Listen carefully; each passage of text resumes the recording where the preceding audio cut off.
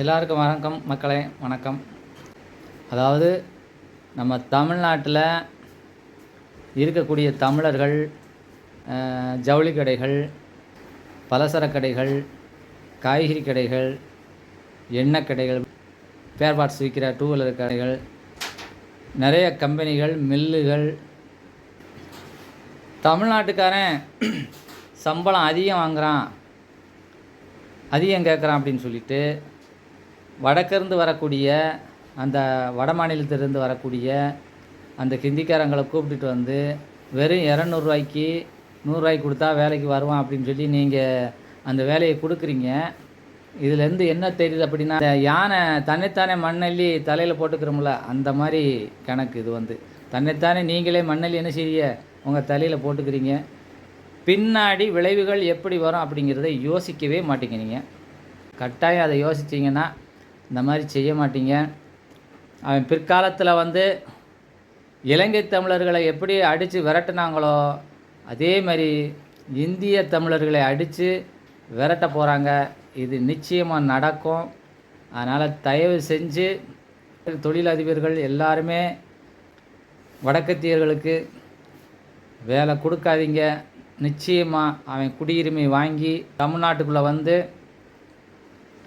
நம்மக்கிட்ட இருக்கக்கூடிய அத்தனை சலுகைகளையும் பறித்து உங்களுக்கு ரொம்ப தொல்லை கொடுக்க காத்துக்கிட்டு இருக்கிறான். அதனால் குறையாக வாங்குகிறாங்க சம்பளம் அப்படிங்கிறதுக்காக வேண்டி நீங்கள் அவங்கள சேர்க்குறீங்க. ஆனால் அது பின்னாடி உங்களை ரொம்ப பாதிக்கும், பார்த்துக்கோங்க. தொழில் அதிபர்களை, முதலாளிமார்களை கட்டாயம் சொல்கிறேன், கேட்டுக்கோங்க. நீங்கள் நல்லா வாழ்ந்துருவீங்க. உங்களுடைய பிள்ளைகளை பற்றி யோசித்து பார்த்தீங்களா? அதை யோசித்து பாருங்கள். உங்கள் பிள்ளைகள் மேற்படிப்பு படித்து நீங்கள் எங்கே வேலைக்கு போய் சொன்னாலும் அந்த இடத்துலையும் அவன் இருப்பான். அவன் முதலாளியாக உட்காந்து இருப்பான். யார்?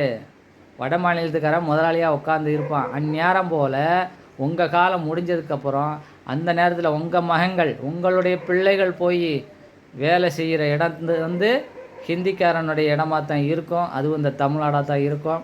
அப்போம்போது நீங்கள் நல்லா இருந்துட்டு போயிடுவீங்க. அந்த நேரத்தில் தான் பிள்ளை எப்படி வாழுது அப்படிங்கிறத உங்களால் யூகிச்சு நினச்சி பார்க்க முடியாது.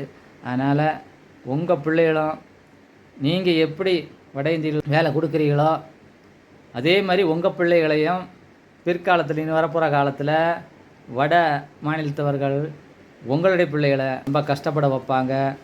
உங்களுடைய பிள்ளைகளை நாங்கள் இதுக்கு முன்னாடி இவ்வளவு தான் வேலை பார்த்தோம், 200 100 தான் வேலை பார்த்தோம் அப்படின்னு சொல்லுங்கன்னு சொல்லி நம்மளை அடிமைப்படுத்த போகிறாங்க. அதனால் விழிச்சிருங்கள் மக்களே. தொழிலாளர்கள், தொழிலதிபர்கள், முதலாளிமார்கள் இதை கெம்பலனாலும் மக்களே உங்களுக்கு நான் சொல்லிக்கிறேன், தயவு செஞ்சு உங்களுடைய பிள்ளைகளுடைய எதிர்காலத்தை பார்த்து வட மாநிலத்தவர்களுக்கு இடம் கொடுக்காதீங்க, தயவு செஞ்சு கொடுக்காதீங்க. மீண்டும் அடுத்து ஒரு பொதுநல வீடியோவில் சந்திப்போம். மீண்டும் இளைஞர்கள் கூட்டம். லைக் கொடுங்க, கமெண்ட் பண்ணுங்கள், ஷேர் பண்ணுங்கள்.